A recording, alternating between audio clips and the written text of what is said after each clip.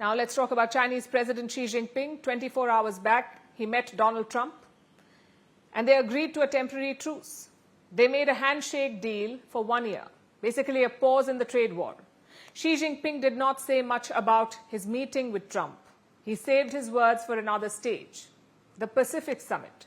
It happened today in Busan, South Korea. Leaders from 21 nations attended it. Xi Jinping was one of them, but Donald Trump was not there.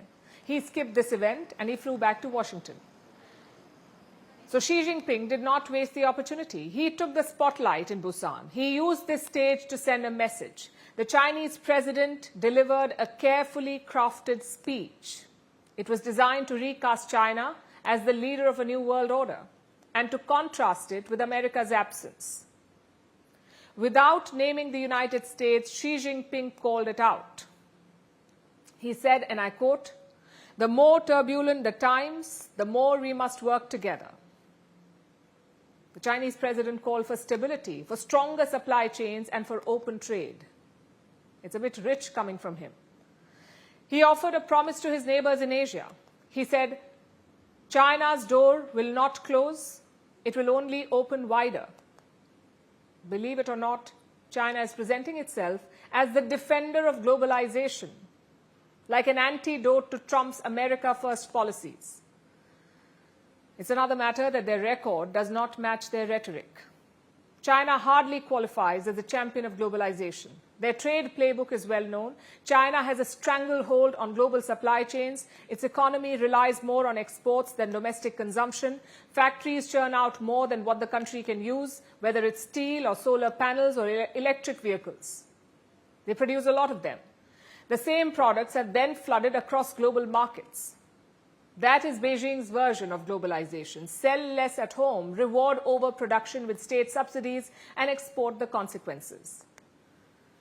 This dominance gives China unique leverage. Just look at how they're using their rare earth supplies.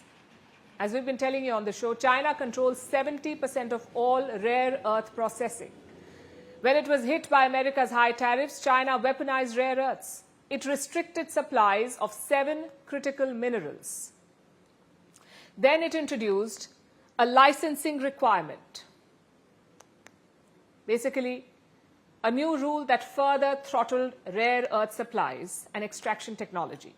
And the crackdown was sweeping. It extended beyond the United States. Even countries like India faced these curbs. Beijing asked Indian companies to submit what they call guarantees, saying that they won't buy rare earths from China and then sell them to the US. Yet today, Xi Jinping presented himself as the guardian of free markets. He spoke about extending supply chains, and he advised against cutting them. Critics say this is not about globalization at all. It's about keeping the world tied to China's system. And that is why Xi Jinping traveled all the way to South Korea. The Pacific Summit represented nearly 40% of the world's population and more than half of global trade. The Chinese president spent 2 days there. His meeting with Trump caught the world's attention, but he had other meetings too, with other world leaders, including Japan's new Prime Minister, Sanae Takaichi, Canada's Mark Carney, and South Korea's Lee Jae-myung. Trump was not there, and Xi Jinping moved in to fill the space. That is how China managed to weaponize globalization, first through restrictions and controls, and now by stepping up at forums like the Pacific Summit. So make no mistake, Xi Jinping's pitch is not about protecting globalization. It is about rebranding it, this time with China at the center. Want the facts? The latest developments? News that gets straight to the point. Well, we've got all 3 just for you. This is Firstpost Live, a brand new show, your window into what really matters. Don't miss it.